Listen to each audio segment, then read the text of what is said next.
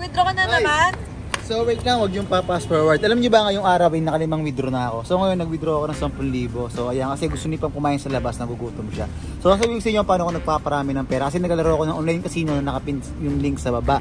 So namimigay din ako ng pera dyan. So kung gusto mo mas dumami yung pera mo o gusto mo bigyan kita ng pera, maglaro ka at ma-register ka sa link sa baba. So ito ay galing 800 pesos, naging 10,000 pesos. Kaya kung gusto mo paramihin ng pera mo, mayroon 90% sure win dyan na link sa baba. So bye, kakain muna kami. Maglalakad na lang ako. So what's up Grace family? So bali ngayon ang dami-dami na nangyayari mga issue dito sa social media. Grabe kung ano na. So ngayon na syempre ang latest video natin is kay Sir Wilbert at kay Zainab. So konting ano lang tayo, konting recap lang tayo. So last year kasi nakita kami Sir Wilbert sa Skin and Beyond. So sa Skin and Beyond siya yung nag-aalaga sa skin namin ni Pam. So nakita kami doon tapos nagsabi siya ng collab. So nandun ako tapos nagpunta siya tapos sabi niya sa akin, pwede ba tayo mag-collab? Sabi ko, sige, collab tayo ganito. So, nag-usap siya. Ang sabi niya sa'yo, magkano sa'yo per collab? Sabi ko, well, honestly, ito yung first time kong babayaran ako sa collab. Kasi usually kasi hindi mo na ako nakabayad sa collab eh. Kasi nakaka-collab ko. Si Kuya MG, Tito Tony, Jonah, Brusco, tsaka yung mga kaibigan ko. Kasi hindi kasi ako nakipag-collab sa mga hindi ko naman talaga kaibigan. Kasi para sa akin kasi, ang pagkakakulab kasi, kumaga, parang yun yung dapat na ano eh. Parang tropa mo siya, kampante kayo sa isa't isa. So, first time kung nagsabi na ako niya, babayarin niya ako. Sabi ko, sige. So, I think nasa ano ako nun. Sinabi ko sa niya 100 to 150 kasi nagpapabayad kasi ako sa mga apps, sa mga application. Kunwari may pinopromote ako. So, yun yung napapabayad ako kasi syempre nakaka-earn naman sila doon sa video yung pina-upload ko. So, nagsabi na kami ng presyo tapos nag-set na kami. Naglatag na ako sa kanya ng video yung gagawin ko. So, nag-agree naman siya sa video gagawin ko. So, ang inatira namin is yung date tapos di natuloy. Hanggang sa rin napanood ko na sinibayan ako ni Zainab ng trash. Wala, honestly, hindi lang ako. Sinibayan niya si Kuya MG, ako sa Tito Tony, buong toro ng trash. So, pati si Mama syempre sinabihan niya. Okay, si Sir Wilbert kasi mayaman talaga yan. So, wala pa yung vlog. So, kahit mawala yung vlog, may pera talaga yan. As in talaga. So, anong mabili siyang tao kasi after nung pagkikita namin, well, kasagsagan ng like nun. So, itong gabi, pinadala niya ako ng 20,000. Sabi niya, ayan, sige, para kumain muna, ganun. So, nagpasalamat naman ako sa kanya. So, si Sir Wilbert wala masasabi sa kanya, sayang lang di siya napunta ng baby shower. Pero dapat talaga, pupunta siya ng baby shower kasi isa siya sa mga inimpit ako. So, siguro busy siya kasi siyempre, kay Madam Inisa, basta sa PBB, basta something like that, basta busy siya tapos hindi siya nakapag-reply sa akin. So, okay, balik na tayo kay Zainab. Sinibayan ako, o kami, hindi, ako na lang kasi video ko to eh. Sinibayan ako ng trash ni Zainab. Trash, as in basura. So, sa akin, bilang isang social media influencer, so masakit sa akin yun. Bakit? So, hindi naman siya nakabase sa views o sa subscribers eh. Kahit 1 lang subscribers mo, kahit wala ka pang subscribers, hindi ka dapat sabihin ng basura. So, kasi yung video yung ginagawa mo, hindi yung basura. So, ang vlog kasi, kaya siya tinawag na vlog. Ang ibig sabihin niya ay video log. So, para siyang diary, pero naka-video. So, kahit tukutukin ko ito ng 10 minutes, hindi yun basura. Kasi bakit? Nag-effort ako. 10 minutes, sinuktok ko to. Mahirap yan, masaya sa daliri. So, nag-effort pa din ako. So, hindi siya basura. So, well, honestly, nag-sorry naman si Zainab sa akin, sa mga taong nasabihan niya ng, ng basura. Masakit para sa akin na masabihan ng basura eh.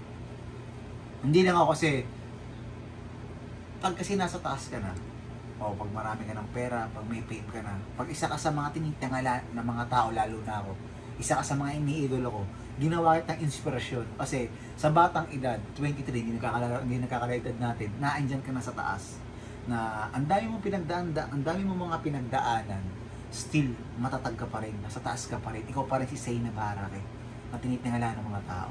So sa akin, yung nalaman ko na sinibihan mo ako ng trash, syempre nasaktan ako doon. Kasi yung taong tinitingala ko, yung taong ginawa kong inspirasyon, yung taong na isa sa mga hinahangaan ko, sinibihan ako ng basura. Syempre sa akin, sobrang nasaktan ako nun.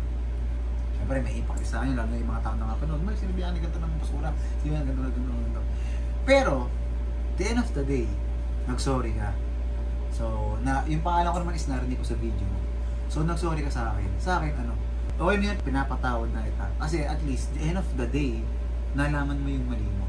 So, okay na ako doon. Hindi na para magsabi ako sa inong masasama, hindi na para i-bash kita. Kumbaga, sinabi ko lang din yung naramdaman ko nung sinabihan mo ako ng basura. Tsaka, gusto ko lang din iparating sa'yo huwag ka magsasabi ng basura na kahit na kaninong content creator, na kahit yan ay kung pinagtatawanan man yan, kung nababash man yan, kung toxic man yan, huwag ka magsabi ng basura kasi mahirap sa mundo natin eh. Nasa mundo tayong magulo. So, eto yung mundo na kung ano-ano yung maririnig mo, kung sino-sino makakalamuha mo, makakalamuha ka ng peke, makakalamuha ka ng tunay, sisiraan ka ng naging tropa mo, siraan ka ng ganito. So, para sa akin, masakit yun na magkasabi ka ng basura kasi ako ng creator. Tapos, alam mo rin naman dumaan ka sa baba. So, nag-umpisa ka pa rin, bago ko makapunta ako nasa ka ngayon, nag-umpisa ka pa rin sa 1 subscribers. Meron pa rin meron po na laging tao maniniwala sa'yo. Nag-umpisa ka pa rin sa 1, nag-umpisa ka sa baba. Sana kahit nandiyan ka na sa taas, kumbaga, tingnan to, dapat marunong ka pa rin lumingon kung saan ka nang galing. Kasi galing ka pa rin sa baba. Kumbaga, sana, hindi porkit na maraming nanonood sa'yo, hindi porkit na maraming subscribers, yung mga taong kakaunti, yung mga taong wala ganang tumatangkilik, asabihan mo na sila ng kung ano-ano. So, masasabi ko lang sa'yo sa inaba, sana marunong kang rumispeto. So, hindi lang sa mga taong nasa taas, hindi lang sa mga taong kalibel mo, hindi lang sa mga artistang nakakasama mo, hindi lang sa mga mayayaman, hindi lang sa mga taong kaya sumabay sa'yo. Sana marunong ka rin rumispeto sa mga taong nasa baba mo. So, kasi syempre, tulad na sinasabi ng iba, i-respeto ka ng tao kapag nalaman nila kung ano ako. Kunwari, successful ka, pero kung di ka successful, para tingin nila sa'yo maliit. Di ko naman sinasabing ganun ka. So, sinasabi ko lang na baka kulang ka sa respeto sa iba. So, kasi yung respeto kasi, yun yung hindi nabibili ng pera. So, pwede ka nilang pakisamahan ng maganda kapag kaharap ka nila. Pero yung respeto, hindi mo yung kayang bayaran sa kanila.